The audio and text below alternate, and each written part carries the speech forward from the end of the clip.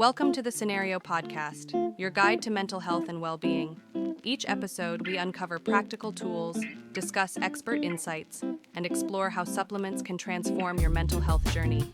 Get ready to learn, grow, and thrive with us. Okay, so you're lying in bed, staring at the ceiling, wondering why that calming tea, that lavender oil, or that sleep blend you bought just isn't doing the trick. You are not alone. That frustration is so real. And today we're going to get into exactly why our usual approaches to sleep so often miss the mark completely. Let's get right into it.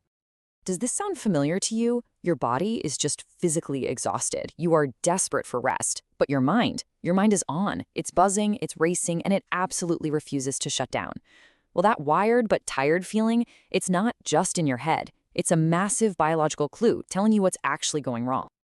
And this, right here, is the absolute heart of the problem. We treat insomnia like it's this one single enemy, but it's not. It's a systems problem. Trying to fix it with a one-size-fits-all solution is kind of like trying to fix a flat tire by cleaning the windshield. You're simply working on the wrong part of the car. So here's the deal. Most sleep aids you see out there, they're designed to make you feel calm or relaxed. But, and this is so important, feeling calm is not the same thing as kicking off the complex biological chain reaction that leads to deep restorative sleep. This is precisely why you can chug a whole pot of chamomile tea and still be wide awake at 2 a.m. So, if it's not just about relaxation, then what is it about? Well, it all comes down to 4 critical biological systems. I want you to think of them as the 4 pillars holding up a healthy night of sleep. For you to sleep well, all 4 of these have got to be in perfect alignment. Yep, just 4. But here's the kicker. If even one of those pillars is just a little bit wobbly, the entire structure of your night's sleep can come crashing down. Understanding this is the absolute key to finally figuring out your specific sleep issue. All right, first up is cortisol, our main stress hormone. It's supposed to be high in the morning, that's what gets you up and going, and then it needs to steadily fall throughout the day. But if it stays high in the evening, maybe from stress or a late afternoon coffee, your brain gets stuck in alert mode. This, right here, is the biological culprit behind that wired but tired feeling. Next up, melatonin. And listen, this is a big one because so many people get it wrong. Melatonin is not a sedative. It doesn't knock you out. It's the starting gun for sleep. It's the master timing signal that tells every single cell in your body, okay guys, nighttime is officially starting now. If that signal is weak or it's late, your entire schedule is thrown for a loop. Pillar 3 is a neurotransmitter called GABA. And honestly, the best way to think about GABA is as your brain's brake pedal. It has to be pressed down firmly to slow down all that mental activity, the looping thoughts, the worries, the to-do lists that pop into your head. If your GABA system is weak, it's like your brain's accelerator is just stuck to the floor. And finally, we have a pillar that gets ignored all the time: temperature. Your body's core temperature must drop to get into and stay in deep, restorative sleep. This isn't a suggestion, it's a non-negotiable biological trigger. If you're too warm, you'll just be stuck in that light, crummy sleep all night, no matter how tired you are. Okay, so we've got our 4 pillars: cortisol, melatonin, GABA, and temperature. Now for the fun part. Let's start connecting the dots and figure out which of these is your specific problem, just by looking at your symptoms. Now, check this out. This is where we turn all that frustration into an actual diagnosis. If you're someone who can't fall asleep, we're probably looking at high cortisol or low GABA, keeping your brain on high alert. You wake up at 2 or 3 a.m. like clockwork, that is a classic sign of a cortisol rebound or just not enough GABA to keep you down. If your sleep just feels shallow, not refreshing at all, that's almost certainly a temperature issue. And if you're a classic night owl, well, that's a clear signal your whole circadian rhythm is delayed. Once you've figured out which system is broken, you can finally stop guessing. Instead of just grabbing a generic sleepy blend off the shelf, you can pick the exact tool that targets your specific biological problem. And this is where things get really powerful. So let's look at the 2 most common problems. If you can't fall asleep, your brain is stuck in alert mode. So your toolkit needs things that lower cortisol and quiet down that mental chatter, like magnesium glycinate and theanine. But if you wake up in the middle of the night, that's a different issue. Your brain can't stay asleep. For that, you need things that promote sleep stability, like apigenin and glycine. See?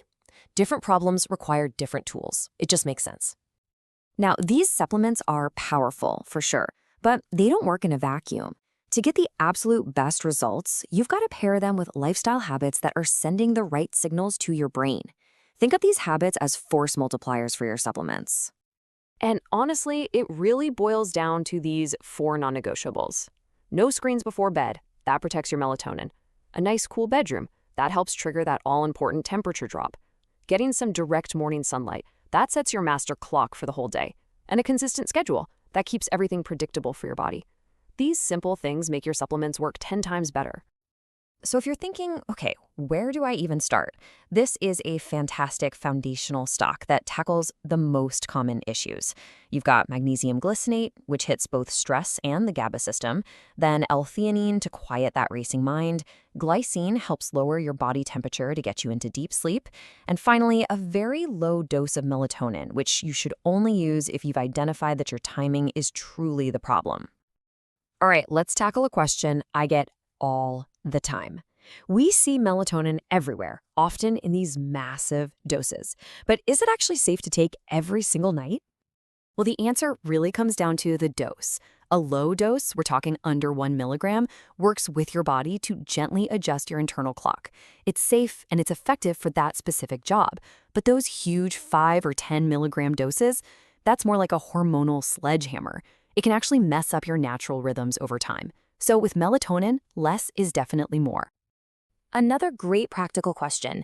When you start this targeted approach, how quickly should you expect to actually feel a difference? And here's the good news. For most of these, you're going to feel the effects on night 1. Magnesium, glycine, and theanine go to work right away. They directly influence your stress and your neurotransmitters. Melatonin is really the only exception. Since it's adjusting your internal clock, it's kind of like turning a giant ship. It needs a few days of consistent use to really shift your schedule. Let's wrap up with the single most important takeaway from this whole explainer. If a sleep aid hasn't worked for you in the past, it's probably not because it was a bad product. It was because it was the wrong tool for your specific job. It was targeting a pathway that was already working just fine, while completely ignoring the one that was actually broken.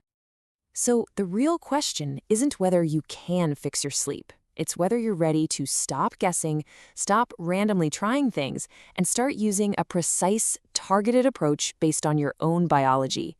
Because sleep isn't a mystery, it's a system, and you can absolutely learn to support it and repair it. Thanks for tuning in to the Scenario Podcast.